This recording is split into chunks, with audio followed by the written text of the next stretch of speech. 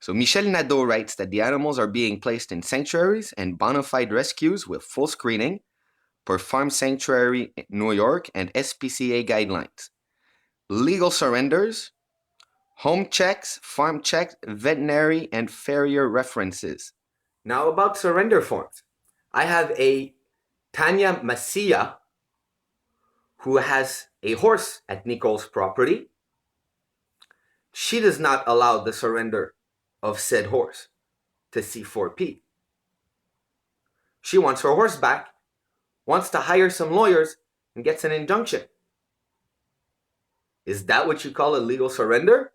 Since the rescues that C4P is sending these animals to, since she claims they're bona fide rescues in the state of New York, they're going to be easy to find. They're not hiding underground like the fake sanctuaries we have here in Quebec and in Ontario. She goes on to say that these farms don't breed and they don't slaughter their animals, and that we can expect that these animals will live out their entire lives. Now on December 8th, that Monday, when the operation started, I had a witness over there. I have a recorded phone call with said witness. Some of the people on location at Nicole were identified. Some of them own sanctuaries in Toronto, and they're also meat eaters. But that's another issue. We'll see how well my evidence holds up in court once Michel Nadeau prioritizes her caseload. She claims there's a fundamental attribution error, and that if we want the facts, to call her.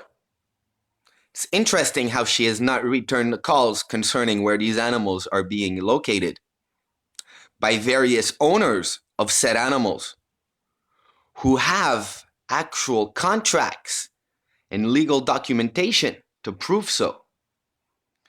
She claims that she's speaking of diligence.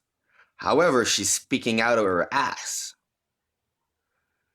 They claim they've blogged at length this year about Canada's anti-spam legislation.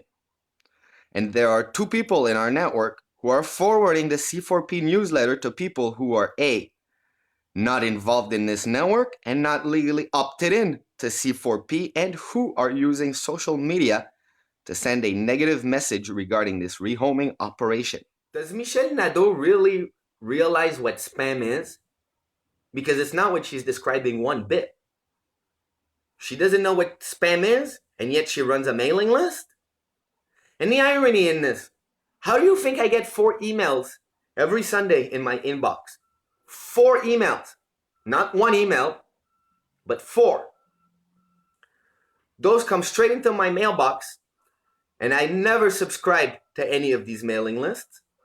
I know how you got the email addresses. I happen to know who sold you the addresses. You might want to reconsider your whole spam act. What is express consent in the anti-spam legislation of Canada?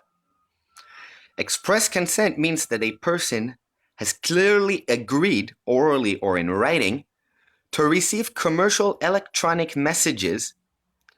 It is not time limited unless the recipient withdraws his or her consent. I never gave any type of consent. Somebody made money selling an email address. How am I expected to prove that I have implied or expressed consent? The onus is on the person sending the message to prove that he or she has obtained consent to send the message. So who is violating Canada's anti-spam legislation? It's not me. It's C4P, who sent me unsolicited email that they're now trying to hide. They don't want this email to be exposed. They should have never sent it out in the first place. They're confusing leaks with spam. They think they can pretend to charge me spamming the social media networks with their unsolicited message. That's just going to be an interesting court case because I welcome it. I have evidence to confirm everything I have said. Do you, Michel Nadeau, have evidence to confirm everything you have said? Or should I say, have written? Now, Michel Nadeau thinks that by doing a data scrub, she's going to be able to identify my email addresses and to flush them out and to report me to the CRTC. There will be zero tolerance for rescues dissing other rescues or actively engaging in character assassination. Basically, if you're not part of the solution, you are part of the problem. So get your facts straight and or get a hobby that isn't assassinating the character of reputable fellow rescuers, including C4P. Further, if there is any clear defamation or slander, you can fully expect legal actions. My hands are a little full at the moment, and you are not my top priority, but please be on notice. In due course, you will. Michel Nadeau, on your list, there is no rescues dissing other rescues, engaging in active character assassination. That is done off your mailing list, and that is a right of freedom of expression. As for my facts, I have my facts straight. Do you? You put me on notice to expect legal action. I guess you haven't done your homework. You might want to do some homework first, because the courts have lately been my playground. It's only but a means to bring information out in the open, under oath for that matter. I accept your challenge, Michel Nadeau. Also, calling Nicole Joncas a reputable rescue tells me everything I need to know about you and your organization and how useless it is. Now, will Michel Nadeau release the information that everybody's asking for? Where exactly are these animals going? What are the names of the sanctuaries? But if she doesn't want to do that, the courts will eventually release said information, since Michel Nadeau has challenged me to court.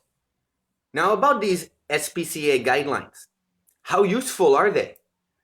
The OSPCA, including Bonnie Bishop, has allowed Nicole Joncas of Tejas to run her shelter the way she has for the last at least 3 years without forcing her to uphold the OSPCA guidelines.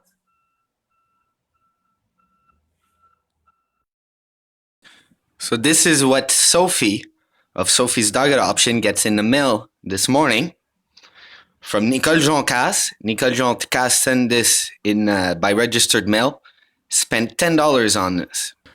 Nicole should learn how to spell Sophie to begin with. The cost of ink and the paper is a lot cheaper than the $10 to send this by registered mail. It's interesting that Nicole Joncas sends this in French.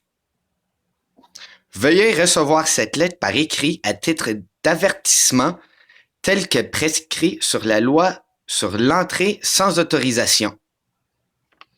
Please be on notice that this is a warning, as prescribed by law, in regards to illegal entry without authorization. It goes to say, you, Sophie Fournier, are no longer welcomed on my property at Teja's Animal Refuge, 2151 McCormick Road, Glen Robertson, Ontario. It goes on to say that if you are seen on or near the property, the OPP will be advised and will prosecute and arrest you on spot. Now, since Sophie and myself haven't been on Nicole's property since we went to give her dog food because she was unable to eat and was reduced to eating nuts, we've never returned to Teja. However, we have a lot of moles and spies. So in reality, Nicole Joncas is really scared of the truth being exposed. It's not a character assassination like Michel Nadeau of C4P likes to think. It's the reality. Animal rescues like to spend more money in protecting their secrets from being exposed by going to court than actually providing proper care to these animals.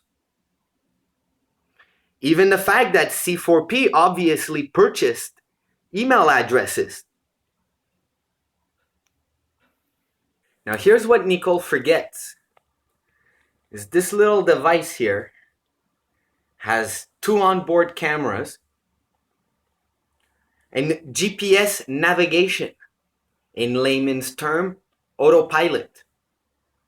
I don't even need to be in Ontario to have eyes on your farm, Nicole. The beauty in all this is that I never even had to send my drone out onto Nicole's farm. Her own volunteers are exposing her dirty secrets. So I'll send my drone to another location. But be warned, the sky is not your property.